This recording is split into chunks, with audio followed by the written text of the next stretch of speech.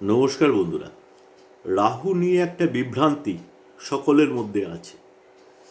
কেউ কেউ বলে যে রাহু খুব ভালো, রাহুর দশাতে তার অনেক উন্নতি হয়েছে, রাহুর দশাতে চাকরি বাড়ি গাড়ি সব হয়েছে।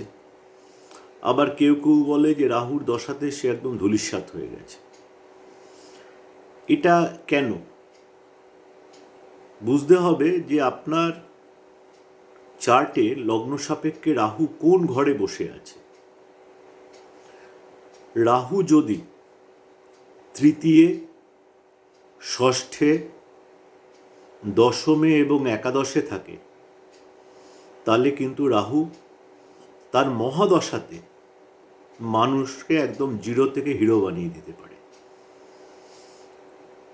একদম যে সাধারণ মানুষ, যে হয়তো অনেক দিন ধরে চাকরি পাচ্ছে না, তার হঠাৎ করে রাহুর মহাদশা পেয়ে গেল, দুর্ধর্ষ চাকরি পেল বা দুর্ধর্ষ ব্যবসার যোগ পেল, সে কিন্তু ওই রাহুর মহাদশার মধ্যেই সে কিন্তু সব বানিয়ে ফেলতে পারবে, যদি রাহু থাকে তৃতীয়, ষষ্ঠে, দশমে, একাদশে। এছাড়া রাহু দ্বিতীয় এবং সপ্তমেও কিন্তু ভালো ফল দেয়, যদিও ওখানে কিছু খারাপ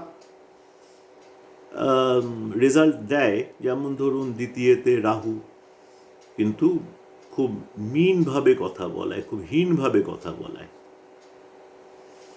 আবার কেউ কেউ বলে যে সপ্তমে রাহু কিন্তু লোকেদের একাধিক সম্পর্কতে লিপ্ত করে, সে পুরুষ হোক মহিলা হোক। কিন্তু আর্থিক উন্নতিতে কিন্তু রাহু কখনো বাধা সৃষ্টি করবে না তার নিজের মহাদশাতে। এবার যদি অন্তর্দশার বিচার হয়, রাহু কিন্তু কোনো শুভ গ্রহের অন্তর্দশাতে ভালো ফল দেয় না।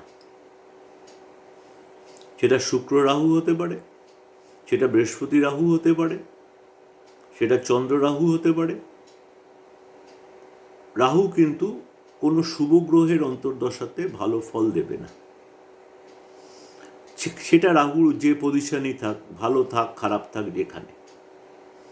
কিন্তু রাহু এই যে কটা জায়গা বললাম, তাহলে কি যদি আমি টোটাল করি, লগ্ন সাপেক্ষে দ্বিতীয়, তৃতীয়, ষষ্ঠে, সপ্তমে, দশমে এবং একাদশে যদি কারো রাহু থাকে, সে কিন্তু রাহুর মহাদশাতে একদম জিরো থেকে হিরো হয়ে যেতে পারবে। একবার নিজের চার্টটা দেখে নিন যে রাহু আপনার কোথায় বসে আছে এবং রাহুর মহাদশা আপনার চলছে কিনা বা আগামী দিনে আসছে কিনা। নমস্কার।